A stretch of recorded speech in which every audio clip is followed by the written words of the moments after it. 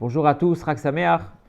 Aujourd'hui, on est encore dans le grand jour de Lag Baomer, la Iloula de Rabbi Shimon Bar Yochai.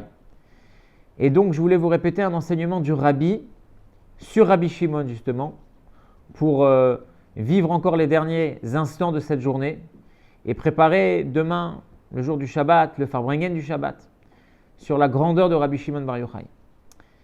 Une des choses qu'on a écrites du Rabbi, c'est ce qu'on appelle les Reshimot. Les Reshimot du Rabbi, c'est les notes que le Rabbi notait pour lui-même quand il devait parler dans certaines occasions, notamment avant d'être officiellement le Rabbi, donc encore au temps où son beau-père était le Rabbi. Il est arrivé au Rabbi plusieurs fois d'aller donner des shiurim, d'aller donner des conférences, comme on dirait aujourd'hui, dans des synagogues, ou à certaines occasions, pour des mariages ou autres. Et donc le Rabbi, il avait des petits carnets où il notait des notes. Qu'est-ce qu'il allait dire, le fil conducteur, etc., etc. Et donc ça, c'est ce qu'on appelle les Reshimot. Et dans la Reshima qu'on va illustrer, qu'on va développer aujourd'hui, le Rabbi nous parle de la première Mishnah de tout le Shas Mishnah. Donc dans la Masechet de Brachot, le premier traité, là-bas, la première Mishnah, elle nous dit, vous savez, Mais Matai Korin et Shema Be'arvit. Quand est-ce qu'on lit le Shema le soir? À partir de quelle heure un juif lit le Shema la nuit? Et le Rabbi va nous expliquer cette Mishnah d'après la Chassidoute. D'après la Chassidoute, c'est quoi le Shema? C'est quoi le Shema Israël? C'est quand je prends sur moi le joug divin. Je reconnais qu'il y a un Dieu et donc je suis astreint à respecter ses commandements. Ça, c'est le message du Shema. Prendre sur soi le joug divin. Ol Malchut Shamaim. Maintenant, c'est quoi la nuit? La nuit, c'est l'obscurité. La nuit, c'est quand il n'y a pas de lumière. La nuit, ça représente la situation d'un juif qui est mauvaise spirituellement. Un juif qui malheureusement il est tombé, un juif qui a fauté, un juif qui ne ressent pas, un juif qui ne pratique pas. Ça c'est la nuit spirituellement parlant, c'est un matzav d'obscurité, une situation d'obscurité. Donc là Mishnah nous dit à partir de quand le soir on peut lire le Shema. D'après la Chassidoute, ça donne quoi la question? Comment est-ce qu'un juif qui est dans une situation d'obscurité de nuit, il peut faire le Shema? Comment c'est possible? Comment prendre sur soi le joug divin alors qu'on est en galoute, qu'on faute, qu'on ne ressent pas, qu'on est dans une situation d'obscurité? Alors la Mishnah elle continue, elle nous dit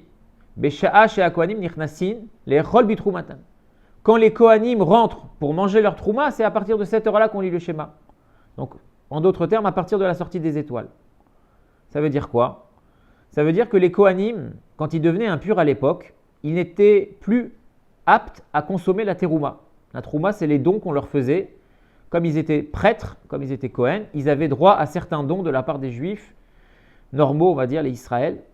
Mais quand ils devenaient impurs, les Kohanim, ils n'avaient plus le droit de consommer la trouma. Il fallait qu'ils passent par tout un processus où ils vont notamment au mikvé. Et après, il fallait attendre une certaine heure, qui est donc la sortie des étoiles, la tombée de la nuit.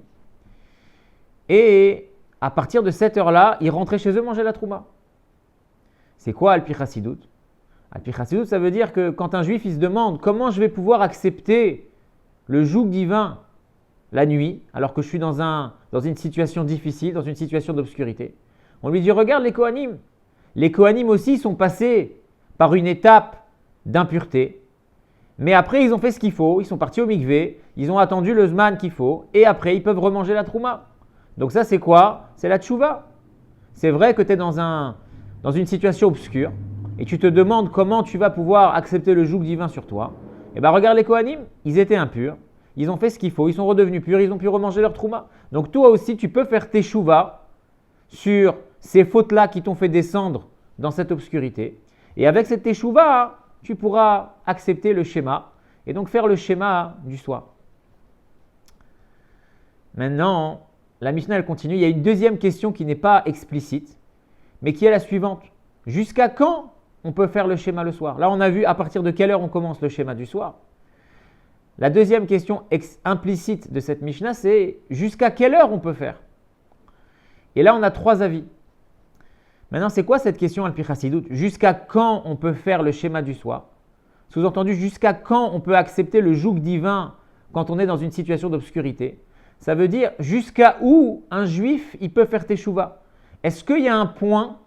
Est-ce qu'on pourrait dire qu'il y a un point de non-retour, chas v'shalom, où si un juif il arrive tellement bas, alors là, il ne peut plus faire tchouva. Il ne peut plus faire le schéma du soir, c'est trop tard, l'heure elle est passée.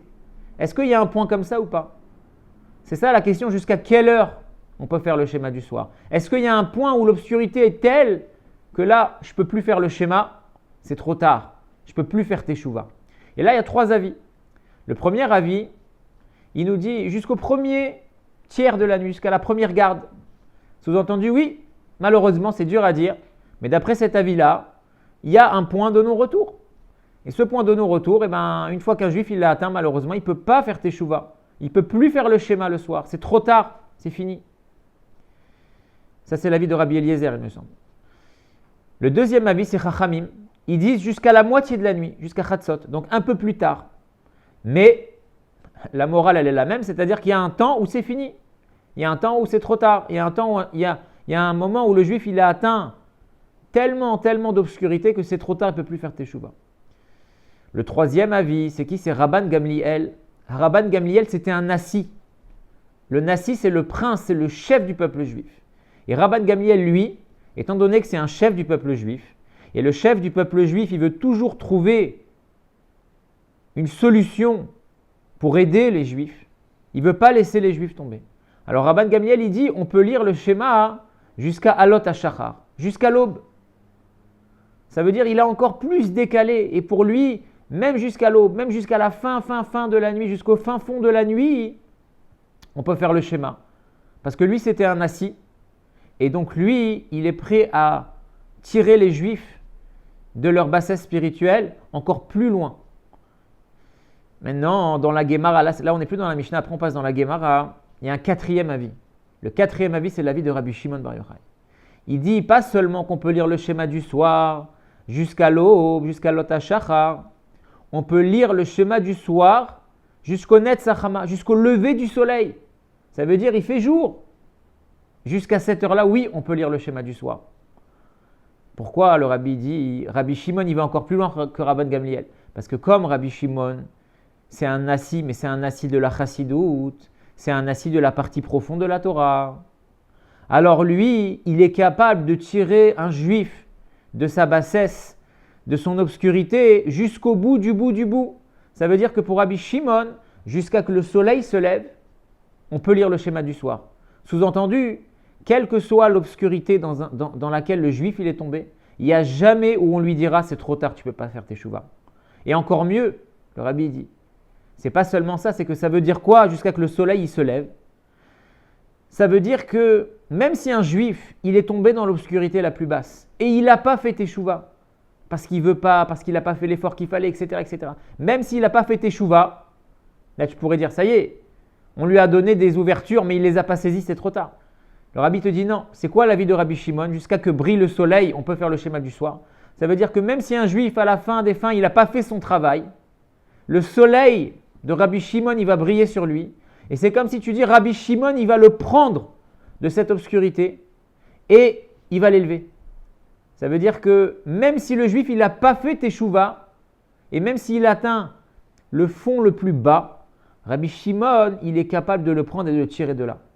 C'est encore plus fort. Ça veut dire pas seulement que Rabbi Shimon, il donne des ouvertures sur la tchouva jusqu'au bout du bout, mais plus que ça, même si tu n'as pas fait tchouva, Rabbi Shimon, il te prend. Et à la fin, c'est lui qui te récupère. Yizrach alav shimshoy. Le soleil de Rabbi Shimon, il va éclairer la personne, et là, ça va devenir, l'obscurité, elle va disparaître grâce au mérite de Rabbi Shimon. Et donc le Rabbi dit, ça c'est la force de Rabbi Shimon, même sur Rabban Gamliel, que Rabban Gamliel c'était un nassi, mais Rabbi Shimon c'était nassi de chassidout. C'était le prince de la chassidout, de la partie profonde de la Torah. Et comme Rabbi Shimon, c'est lui qui représente la partie profonde de la Torah.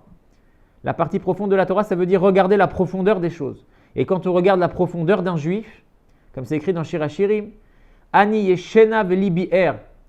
Le juif, il dit à Hachem, je dors en galoute, mais mon cœur, il est réveillé. Ça veut dire que même quand un juif, il faute, finalement, c'est que la partie extérieure de lui-même qui faute.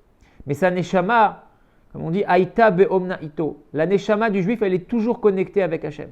Même si le juif, il faute, c'est qu'en apparence. En profondeur, le juif ne veut pas fauter, ne veut pas se séparer de Dieu, et il reste toujours attaché à Dieu. Et donc Rabbi Shimon, qui est le nassi de la chassidoute, qui est le nassi de la partie profonde de la Torah, il voit la profondeur de chaque juif, et donc il est capable de tirer un juif du plus bas de l'obscurité même s'il ne fait pas son travail, et de le ramener dans la plus grande lumière.